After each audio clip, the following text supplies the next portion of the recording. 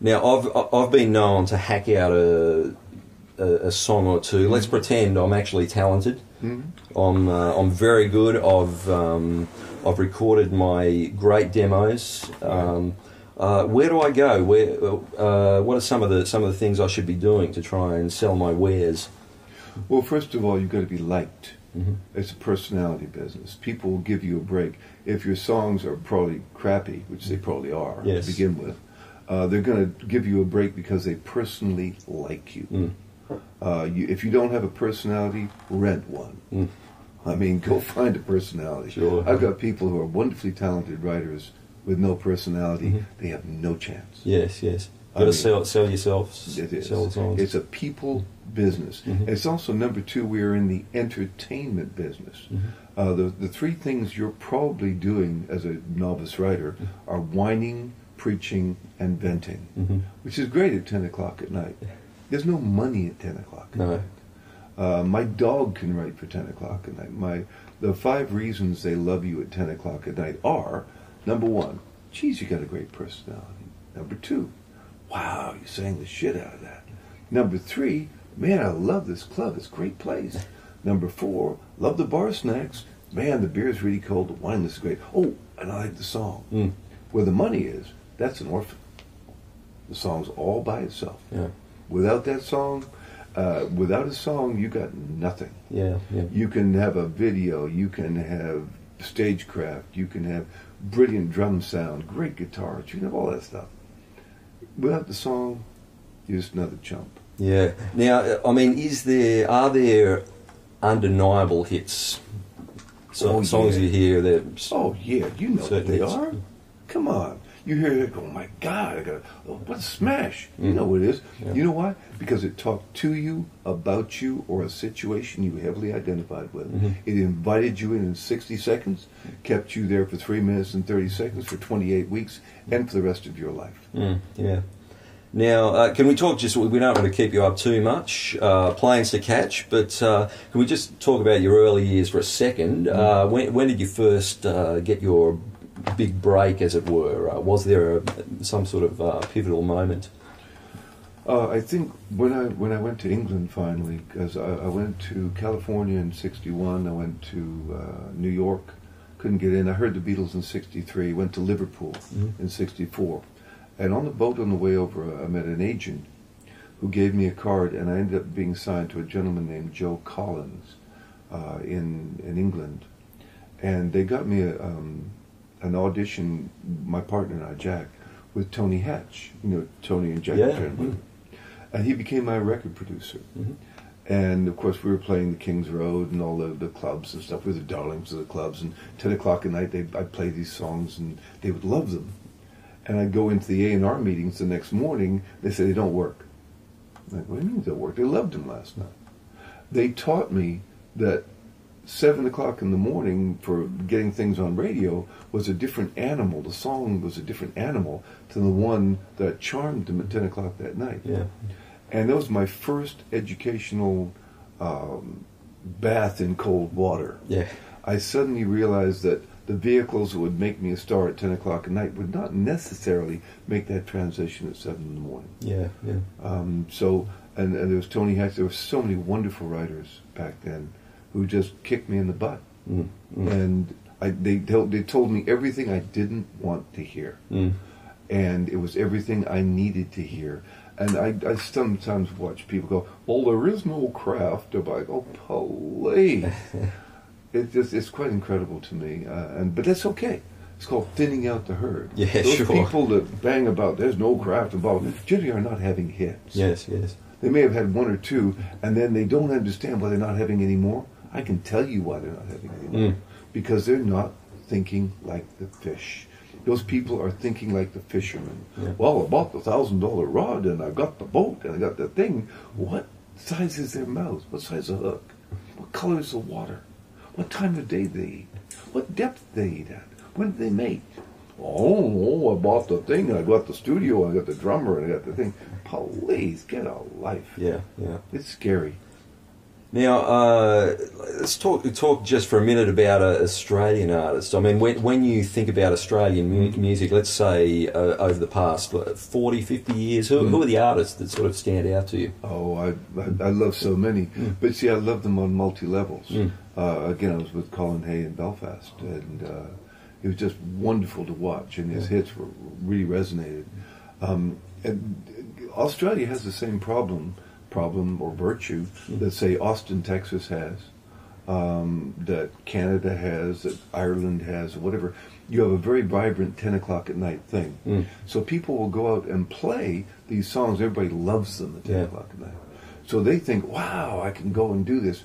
They don't realize it's a different market at 7 a.m. where the money is. Yeah. And so they don't tailor those songs accordingly. Yeah. So it's just, it's really, it's all about the song and learning the marketability and knowing that there are different markets and different requirements for those different markets. Yeah, speaking of Colin Hay, what are your thoughts on the copyright infringement issue there? Down Under. I can't even comment on it, but I every once in a while you pick up something that you just imitate because you love it. I remember when we were growing up, we all imitated the Everly Brothers, and we all imitated. There were so many people we imitated because that again is a sincere form of flattery. Every once in a while, we skate a little too close to the mark. Yeah. But I really don't think that was, i.e., intentional. Number one, and if it did fall on it, it was pretty whatever. And I'm not an authority on it. I just loved it. I really did not know the Kookaburra. So, so for me, I didn't grow up with it. So for me, it was fresh meat. Yeah, I think most people off canvas tend to think it was a little harsh. But so the last couple of days here at QUT, you've been working with some of the music students here. Is there a lot of talent here in Brisbane? There is a lot of talent here in Brisbane. I was very, very impressed. And they came in as they normally do, and I ripped the wings off their butterflies and made them rebuild them, which of course made them feel like their butterflies were kind of lumpy and weird, which of course they were. But they saw that they suddenly actually could fly. Yeah. Instead, they were just pretty butterflies. Now, those are butterflies that are capable of flight. Right. And that's what it's all about. Yeah. Give great people wings. Give them information. Knowledge is power. Yeah. There's no such thing as a stupid writer. Just a writer without information. Yeah. Give them that information, and they can fly. Yeah. What was the mix like? Was it were there country artists, pop, rock, a combination of all? I'd imagine. Pretty much across the board. And see, I study all genres. So everything from dance to pop to urban.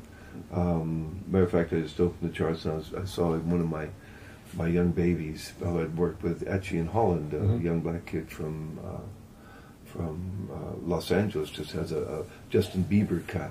Eeny, meeny, miny, mo, lover. Yeah. And it's always great to open the things, the people I've worked with, having hits in all genres. Yeah. And they're my babies. Yeah, I was going to ask you, are there some artists around, worldwide that really excite you at the moment? They all excite me. Yeah. Because it's great to see an older artist having hits again. It's great to see my new babies just going, ooh. Every once in a while, like I just took Gordy Sampson out, just had his second #1 with Jesus Take the Wheel. And Josh Keir. Josh had his second #1 he wrote Before He Cheats, and now he just had the Lady Antebellum thing, I Need You Now. He had his second #1. See, the first #1, you can be lucky, you can get it. There's always that sweating period till the second #1. Once you get the second #1, you have cachet, you're in. I just had my second #1. Suddenly you're cool. Yeah. But when you only have one #1, suddenly it's a little suspect that you really weren't that good. You were lucky. And once you have the second one and the third one, the fourth one, the fifth one, you are a professional writer. Yeah, sure. And you're part of a fraternity, sorority that you're validating. Yeah, sure. You had your ticket punched. Yeah. Just finally, Ralph, what is country music as you see it? Country music has evolved because it's no longer log cabins and cowboys and stuff like that. Country music is really blue-collar music and a very well-educated blue-collar base. Most people who listen to country have college degrees. They're not hicks at all. They may be dealing in basic love issues and more sophisticated issues, but there's still a poetry. If you notice that all of the 31 #1 country records last year, all of them, the title rhymed with something in the chorus preceding it. Whereas at pop, in most cases, the title rhymed with nothing. So it's still a very folk, poetry-driven, warm, family-friendly genre. Whereas pop is very aggressive, very kind of, and sometimes almost negative. A lot of swagger, a lot of put-downs. And just finally, digressing to issues of a geopolitical nature, it would be remiss of me not to mention the change of leadership in Australia today. Julia Gillard, our new Prime Minister. Your thoughts, Ralph Murphy? Well, you know, women are always right. For me, I always think, what's in it for the woman? What's in it for the woman? What's in it for the woman? And so having a woman in charge, women are pretty smart. You know, men, we think we're smart, but women cut to the chase. I agree. And I have a feeling she's going to cut to the chase. And maybe we're not ready for that as males, but I got to tell you, there's something new and different coming our way. And it's, you know, it's another day. I'll reserve judgment, but again, when I'm writing a song, the three things I ask myself are, what's in it for the woman? What's in it for the woman? What's in it for the woman? So there's a woman Prime Minister. Welcome home. Welcome to the boom town. Yes, nicely said. Ralph, it's been a pleasure. Thank you very much. Folks, Ralph Murphy.